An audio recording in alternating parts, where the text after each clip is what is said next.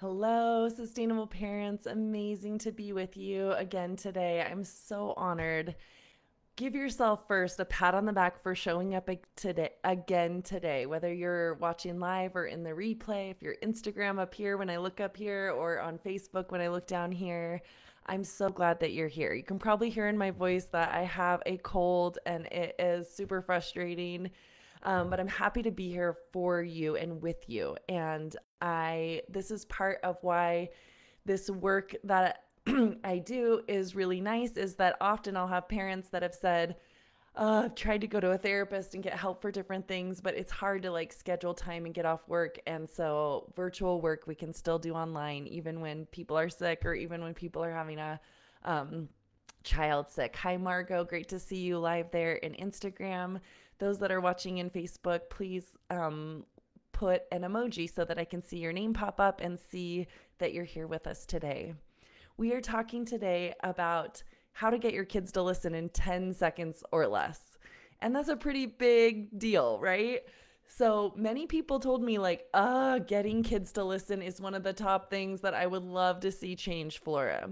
If that is you, would you write the words, get them to listen? Because I want others to know they're not alone by seeing you step into this phrase.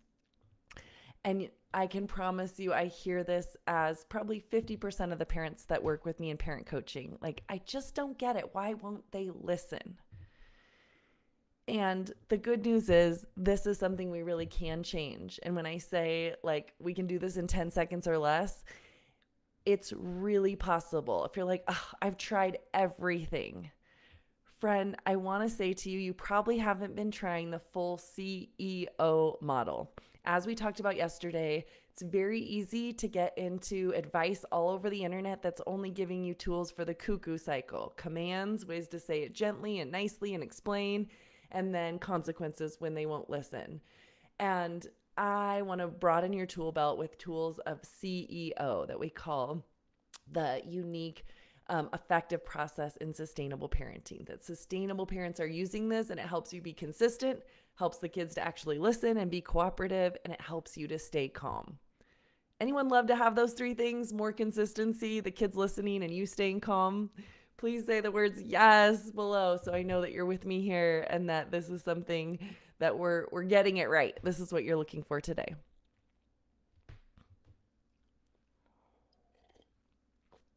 Okay. And just a few logistics. I want to shout out our winners for the coffee gift cards today. Remember, when you comment, it enters you to be qualified to win a coffee gift card the next day. So make sure you're commenting, you're liking other people's comments, and you're interacting with us here on the workshop. The winners from yesterday's interactions, live and replay, are Ashley Pearson, Amanda Menzel, and Angela Hoffman. So send me a message so that I can get your email and get that Starbucks coffee gift card sent right over to you. All right, friends, let's dive into how do we get this to be better. And first, it says on your handout, Greta's story. I want to share with you one of the clients Greta said to me when she first came to work with me. We're just so stuck in negative behavior. I'm feeling super angry and powerless and like I'm failing my two girls. Can you relate? And what I'm happy to say that she said, using the tool that you're going to get from today, by the end of our work together and this tool included in the CEO process, she said, gosh, I now see how we were stuck in negative behavior and me feeling powerless, hopeless, and frustrated. And I'm so happy to be seeing that we got out of it and that I now feel that power as a mom that I was missing. I just didn't really know how to do that, how to be the powerful leader in our family. And it really has transformed everything in how I feel towards our girls, how I feel when they get upset, how I feel about myself and my ability to get them to do what I'm asking. So, friend, this is what I want to give you today. I want you to have that very same reality as Greta, and it's super possible. Here's what might be happening though. What likely is happening is without realizing it and with the best of intentions, you have been stuck in that cuckoo cycle and likely encouraging your children to resist what you're asking them to do. This is not about shame and blame. This is about trying to help you notice, like, friend, I see you there trying to get that screw in the wall so you can hang your pretty picture, but like, it's not going to work with a hammer. This is my goal today, is help you to realize, oh my gosh, yes, of course they're not listening because I'm using a tool that kind of pushes their resistance and might even be encouraging the resistance without realizing it. And this is not your fault. It's because this is a different language that we can learn to speak that's more effective.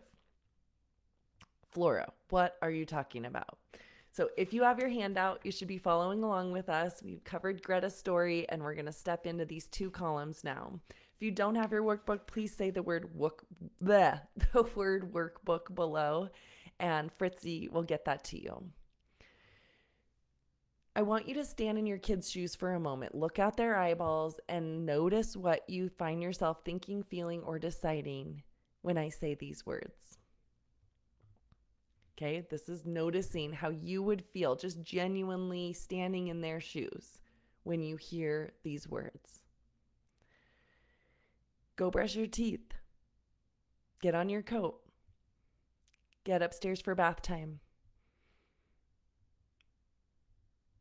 Stop doing that to your brother.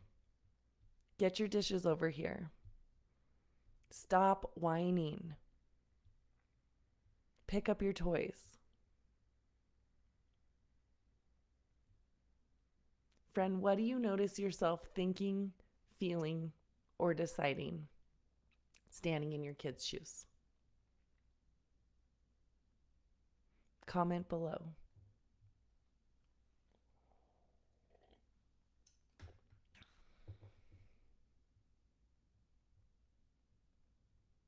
Yes.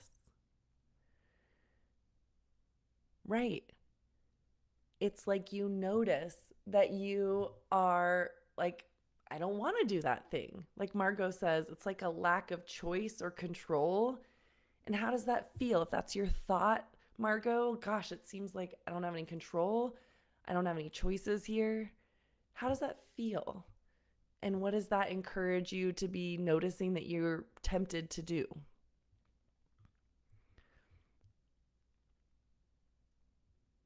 Yeah. Yes. Like you might feel like, I want to say no. I want to be like, make me. A lot of people have different responses, and this is what our kids feel as well. Here's the thing, without realizing it, we often can end up treating our kids like the golden retriever. And even if we stop to connect, like we learned yesterday, and we notice that that helps some amount of cooperation, we might go right back to ordering them around like the golden retriever and saying, you just need to get your shoes on. You need to brush your teeth. You need to do this with your brother. You need to clear your plate from the table. And just order after order. Our kids don't like being treated that way. We have to remember they're humans. And the bottom line is we can end up feeling like, I mean, I can admit that as a mom, I generally like kind of thought parenting would be more like how having a golden retriever. Like we'd play and then we'd snuggle and then like they'd just kind of be chill when I wanted to relax. That doesn't work. They don't just come when we say come. They don't just go when we say go. So knowing that we're working with a human, let me give you this tool that has helped other parents get their kids to do that thing in 10 seconds or less. Hear these exact same things. It's still about brushing teeth, taking the plate off the table, getting your coat on, getting up to bath time. But hear what you know, hear how I'm going to say it, and notice what you find yourself thinking, feeling, or deciding in the shoes of your kid. What do we need to do so our teeth don't feel scuzzy? What are you taking so you won't be cold outside? What's next on our bedtime routine chart? How can you and your brother solve that? What did we decide we do with our dishes when dinner's done? What words can you use so I can hear you? Where do these blocks belong?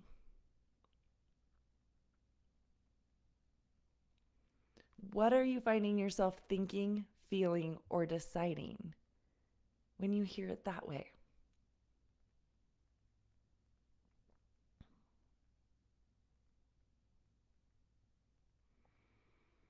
Yeah.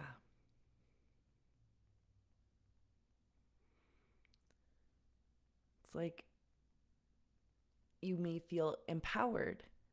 You may notice yourself feeling like, oh, it's like almost a game. I get to come up with the answer, and that feels fun. Margot says, more autonomy. I get to decide exactly. And that empowerment leads to more cooperation. Because our kids have two main buckets, like one for attention, one for a sense of power and control. And this helps feed that bucket of power and control. And our tool yesterday of connection helps lead the attention bucket. So far you've learned a tool from C, connection, and E, encouraging cooperation of our CEO model. And so here's what I want you to take away today, friends, is as you notice how different it is, then you know the steps forward. In your handout, it says this key tip: you're more likely to keep calm and see cooperation when you're more clear and clever. Clear and clever. It doesn't have to take more time. It could take 10 seconds when you craft a question and they're excited to have the answer versus just repeating and nagging and repeating and nagging and repeating and nagging. And the way you do it is be more clear and be more clever. Let me give you exact words of what that means. So I want you, first of all, today, as you go into looking for more cooperation, how to get your kids to listen, is to say what you want without a question mark at the end that's like, okay, or something else that would invite a yes or no. So if we say, we need to leave the park, okay, that's inviting a yes or no. Or if we say, can you get your shoes on, please? What are the two answers possible there? Yes or no. Could you get this for your brother? Yes or no. So first, say it without a question at the end that could invite a yes or no. That's in your handout. The next. And then look for ways to ask instead of nag. Ask instead of nag with a curiosity question. That's different than the yes/no question. A curiosity starts with a what or a how or a where. So coming back to my examples, what do you need to do so your teeth don't feel scuzzy? What are you taking so you won't be cold outside? What is next in your bedtime routine chart? And then how was like, how can you and your brother solve that? And where was, where do the blocks belong? What, how, or where? Put those three power words down. What, how, or where? When you craft a curiosity question with what, how, or where, that's firing off a different part of their brain that is not the resistant part of the brain. So this is being more clever. This is parenting smarter, not harder. This is what I love to help parents do. These small shifts can get you as an intelligent, amazing, motivated parent to easily see different results by just having that right tool. So you now have the power drill to get the screw in the wall and hang your beautiful family picture instead of using that hammer and being so frustrated it doesn't work. So what, how, where? Write those three down. That's where we want to start. What, how, and where. Hi, Caitlin. Great to see you. What, how, and where is how you're going to lead into having more cooperation today and getting the kids to listen in 10 seconds or less. I'll never forget Martin, one of our amazing dads who went through the program with his wife and their two boys, really rambunctious, energetic, one with ADD. And he said, this has just really changed our mornings. Instead of like, get your coat on, get your shoes on, come on, get over here. Why are you doing that? Don't touch that. He would use, hold on. I notice that you're missing your shoes. What do we need to do to solve that? And he said, literally, it was like magic. I watched my son look at me and just run upstairs, get his shoes, and come right back down and was like, look, Dad. He was like, holy cow, I can't believe how easy that was. And I can think of also Shane and her awesome husband, Zach, who said with their two young girls that were real powerhouse, like, you know, strong, independent girl kind of energy, and noticing every time they would say, do this, there would be resistance because they were both, that was a strong-willed child, that they said, when we do this and say, ooh, honey, what are you missing so that you can be warm outside? It was totally different energy from her. Like, oh, I need my coat. And like excited to comply and do the thing and go solve the problem. Instead of the old pattern of nagging and repeating and blow-ups and blow-ups. So friend, this is your homework today to put into action this tool. Think of somewhere where you normally are nagging and repeating yourself. And I want you to come up with a question you're going to ask that's a what, how, or where to get their brain to give you an answer and to be motivated to do it. If you're not sure exactly what this looks like, this is why I love to work with people as parenting coaches. And here in this week, you get me as your parenting coach for free. All it takes is put your scenario down right now in the comments. Write down like, you know, bedtime and having her stay in bed, or getting out the door and having her not get distracted with toys, or something else. Tell me, what is your scenario, and I can help you craft a what, how, where curiosity question to be able to use. And then I want you to do it and come back to our comment thread to be able to share with us what you noticed. Because yesterday, people in the homework thread gave us so many wonderful answers of the benefits they saw from using yesterday's tool. Ashley said there just wasn't such a big blowout of emotions in our house. Caitlin said we didn't need to use the tool, but just knowing I had that tool in my hands made me feel more able to be joyful and feeling prepared. Ashley said it gave my 3-year-old son a hug and it really calmed him down afterwards. And so I want to see what results you get from trying this what, how, where curiosity question today. And then friends, still, if you're like, but what if the hug combined with the curiosity question still does not get them motivated and it ends up into some sort of blow up? That's what we're going to talk about tomorrow. The secret to less anger, friend, I believe is really about you knowing exactly how to respond when blow-ups or meltdowns are happening. And that is what I'm going to be giving you tomorrow. So friend, please come back and join us again and leave a comment below if you are excited to get that tool tomorrow. See you soon, friends.